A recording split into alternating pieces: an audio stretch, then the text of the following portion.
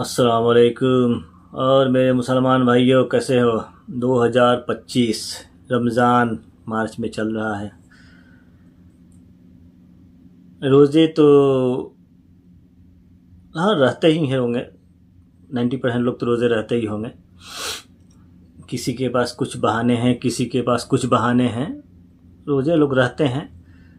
मगर देखिए, मैं जो आपके सामने जो बातें अभी करने जा रहा हूँ या कर रहा हूँ, या जो भी आप मेरे से पहले भी ये बातें सुनी होंगी आप लोगों ने, मगर इसमें मैं कुछ चीज़ें थोड़ा सा कड़वी हो सकती हैं, उसके लिए माफ़ी चाहता हूँ अगर आपको बुरा लगे तो। मगर थोड़ी कड़वी हो सकती है। थोड़ा इस पे आप लोग गौर कीजिएगा कि हमें रोज़ा रहने से क्या फ़ायदा है। हम एक बोझ उतार रहे हैं, या ये मतलब कि रस्म पूरा कर रहे हैं, कि ये क्या कर रहे हैं। तारिक जमील का मैं बयान सुनता था कि रोज़ा मतलब रमज़ान मतलब कि जल जाना। और अगर रमज़ान में भूख ना लगे, प्यास ना लगे, तो फिर रोज़ा रहने का क्या मतलब है यार। रोज़ा रह के अगर हम कुछ कुछ काम ना करें, पूरा टाइम सोए रहें, रेस्ट करें, घर के अंदर रहें, बंद रहें, तो यार इसमें मज़ा नहीं है। रोज़ा में अगर हम थोड़ा हमें भूख ना लगे, थोड़ा प्यास ना लगे, थोड़ी तड़प ना हो, फिर क्या रोज़ा रहना है यार। रोज़ा में ये होना चाहिए, हमें महसूस होना चाहिए। हम लोग जॉब करने वाले आदमी हैं, तो अल्हम्दुलिल्लाह अल्लाह का शुक्र है कि अक्सर हम लोग नाइट में ही जॉब मिल जाता है। और गल्फ़ में हम लोग रहते हैं, तो गल्फ़ में ये यहाँ का नियम है कि हमें 2 घंटा उसमें रियायत मिलता है, तो हमें 6 घंटे की ड्यूटी करनी पड़ती है। तो अल्हम्दुलिल्लाह अल्लाह का शुक्र है कि 2 घंटा में काम कम, मगर काम करना पड़ता है।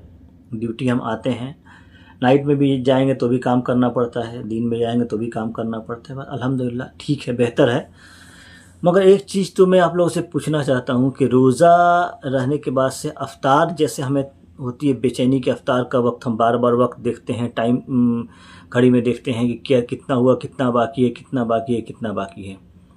ठीक है, हमें इतनी हिम्मत नहीं होती है, चाहे हम जितने बड़े बेवड़े हैं, जितने बड़े हम आवारा हैं, या जितने अच्छे हैं, जितने बुरे हैं, हमारे अंदर इतनी हिम्मत नहीं होती है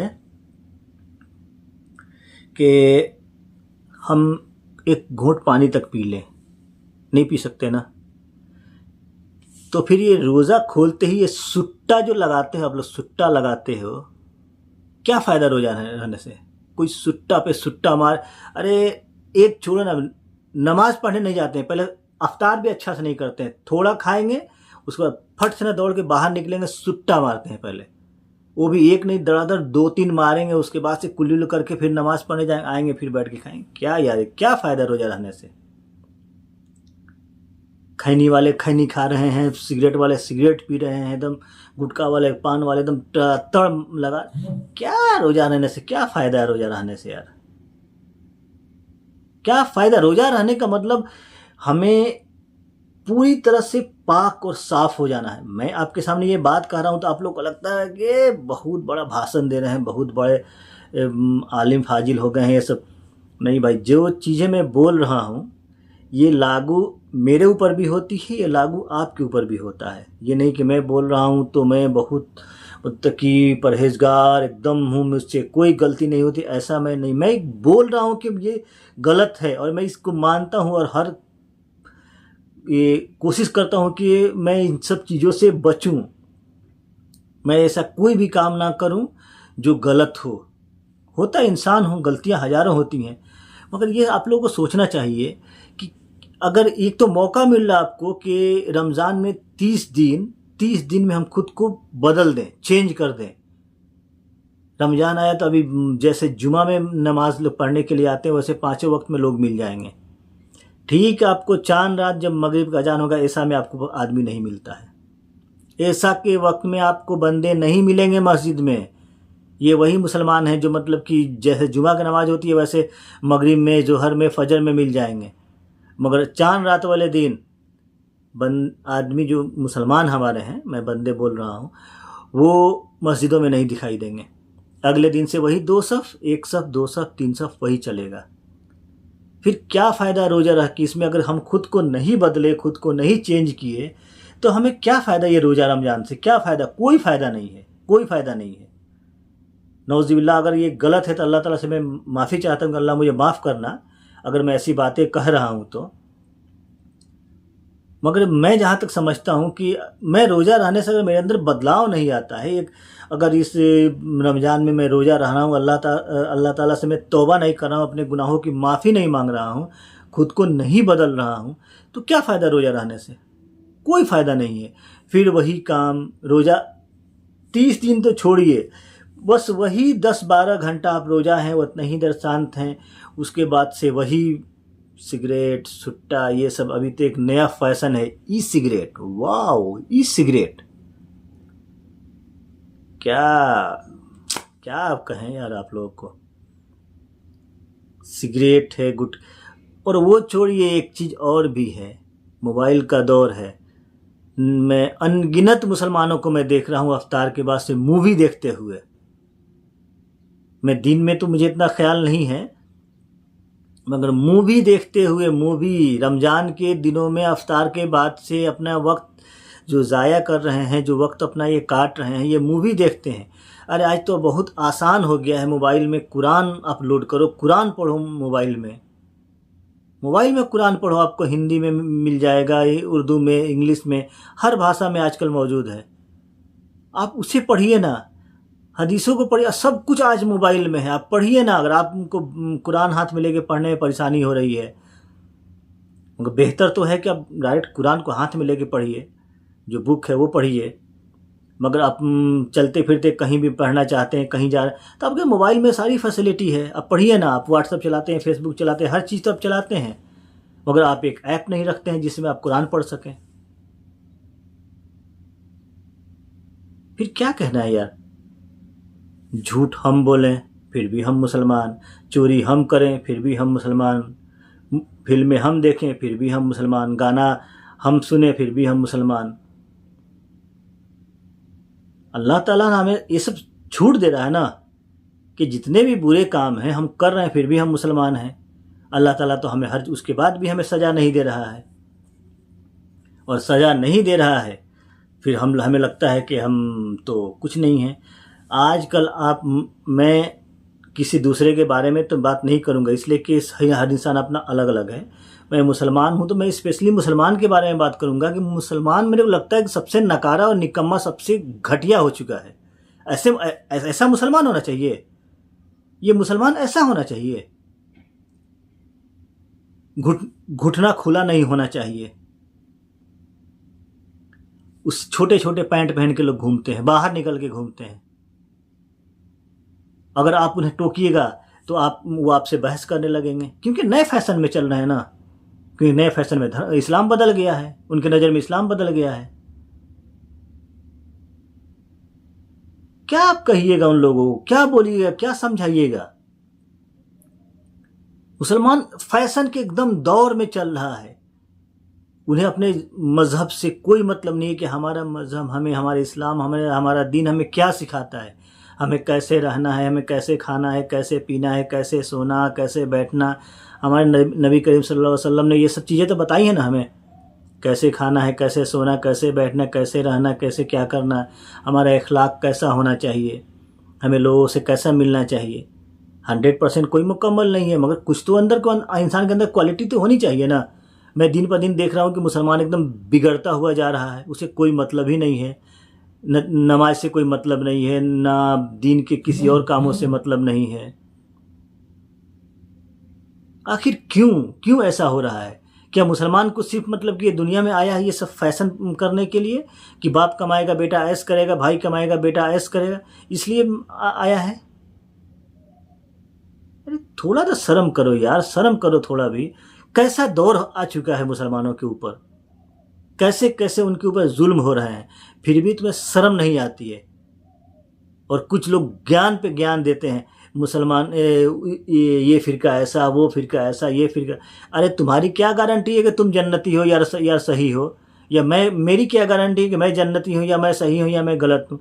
तुम्हें जो लगता है तुम कर रहे हो, मुझे जो लगता है मैं कर रहा हूँ, मगर किसी दूसरे के ऊपर, एक दूसरे के ऊपर तो ये सब बयानबाजी ना करें ना, खुद को बेहतर तो करें ना, अच्छा इखलाक बनाएं, लोग अच्छी मोहब्बत करें, अच्छा लोगों से मिलना जुलना रखें, अच्छा काम करें, अच्छे कामों को बढ़ावा दें, तालीम का बढ़ावा दें, दीन का बढ़ावा दें, दीन से जोड़ें, लोगों को जोड़ें, खुद को बेहतर से जोड़ें, सीखें, नहीं जानते हैं तो उसे सीखें, जो नहीं सीखा है उसे सिखाने की कोशिश करें, माहौल बदलें, गांव का माहौल बदलें, शहरों का माहौल बदलें, आस पड़ोस का माहौल बदलें, लोगों से बात करें, लोगों से कोशिश करें, लोगों को जोड़ने का कोशिश करें, एक टीम बनाएं, टीम बना के मेहनत करें, उस पर कोशिश करें।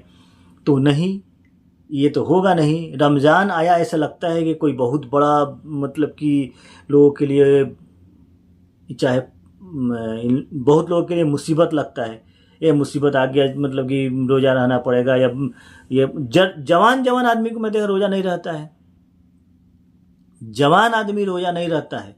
क्यों नहीं रहता है भाई, क्या प्रॉब्लम है? रोज़ा रहने में क्या प्रॉब्लम है? रोज़ा रहो ना भाई। रोज़ा रहोगे तो सुट्टा मारोगे, उसके बाद से फिर पूरे रोज़ा को ख़राब करोगे। सब चीज़ों को सीखो ना रे भाई, सीखो इन सब चीज़ों को। ये सब सीखोगे तो तुम्हारी नस्ल कामयाब हो जाएगी, तुम्हारी आखिरत कामयाब हो जाएगा, तुम्हारे बच्चे, तुम्हारा परिवार कामयाब हो जाएगा। सीखो, सिखाओ, जोड़ो इन सब चीज़ों को। गौर करो, पूरे दुनिया पे नज़र डालो, तुम्हारे ऊपर, मुसलमानों के ऊपर कितने मतलब कि जुल्म हो रहे हैं, कितने मतलब कि उनके ऊपर षड्यंत्र रचे जा रहे हैं, साजिशें हो रही हैं उन मुसलमानों को तोड़ने के लिए। तुम लड़ने को तैयार रहते हो और मस्जिद जाने को तैयार नहीं रहते। दीन के लिए लड़ने को मरने को तैयार हो, मगर दीन सीखने को तैयार नहीं हो, दीन पे चलने को तैयार नहीं हो। तो भाई मेरे, अमल करो रे इस भाई पर, अमल करो इस सब चीज़ों पे। ये सब चीज़ बताने का चीज़ है, मुसलमानों को ये सब बताने का चीज़ है। जिस घर में मुसलमान पैदा होता है, क्या हमारे ऊपर कोई ये पाबंदी है? हर इंसान हर किताब पढ़ सकता है, हर चीज़ सीख सकता है। ये सब बताने की चीज़ है। तुम पढ़ो ना रे भाई, किताब पढ़ो, तुम्हें कुरान दिया गया, हदीस दिया गया है, तुम पढ़ो, हर चीज़ को पढ़ो, सीखो। कौन रोका है तुम्हें? मगर तुम तो चाहते नहीं हो। तुम्हें चाहिए मोबाइल, तुम्हें चाहिए गेम, तुम्हें चाहिए रील्स। अरे ठीक है यार, इस दौर में जी रहे हो, थोड़ा कर लो। गलत तो गलत है भाई, वो गलत है, मैं बोल रहा हूँ थोड़ा कर लो, मगर वो भी गलत है। कोशिश करो कि कुछ भी नहीं करो, मगर थोड़ा, अगर तुम चाहते हो कि अपने एंजॉय के लिए करना, थोड़ा करो, मगर अपने दीन से तो जुड़ो। इसलिए कि तुम्हारे मुसलमान हो तो तुम्हारी क्या पहचान है? कुछ तो पहचान तुम्हारी होनी चाहिए ना। क्या पहचान है तुम्हारी?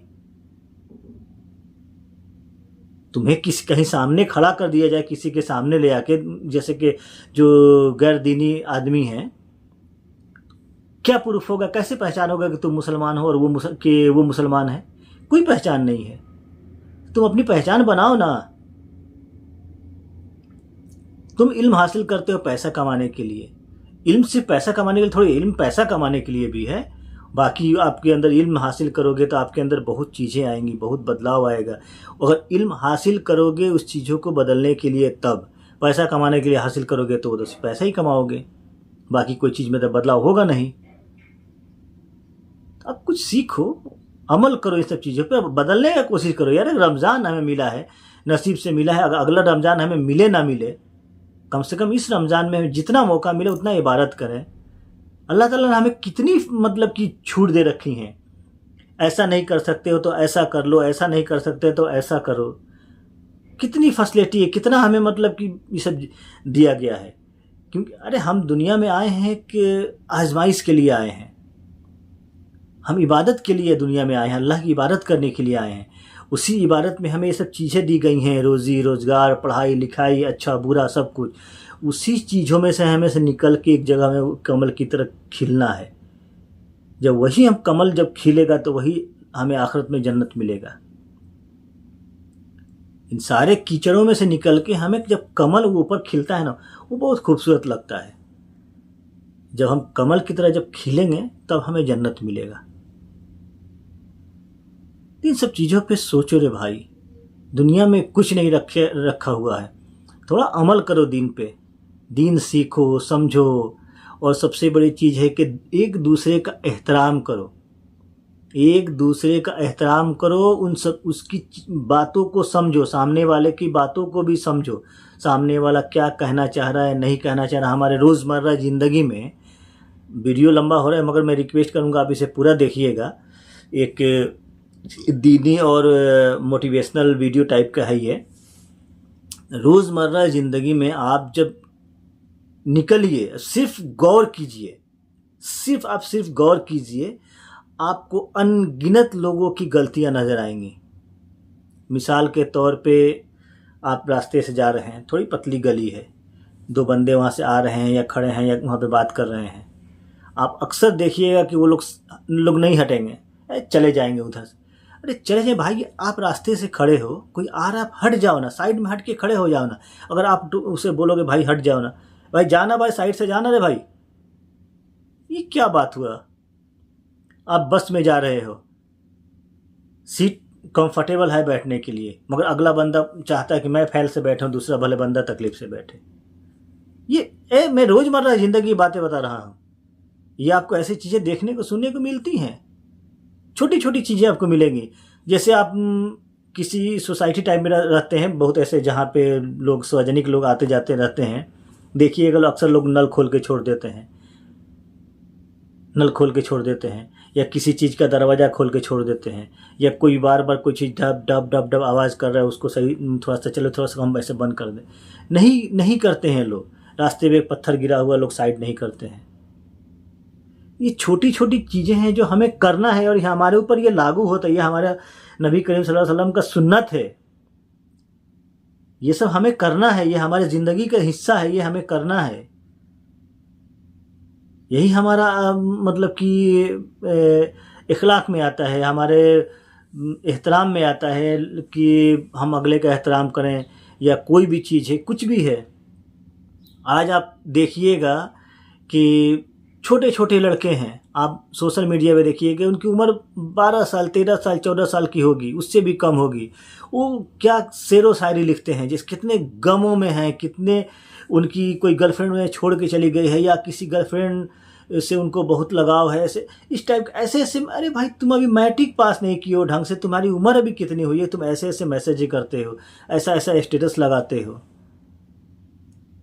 ये सब क्या है? ये सब यही मुसलमान है, यही मुसलमान का काम रह गया है।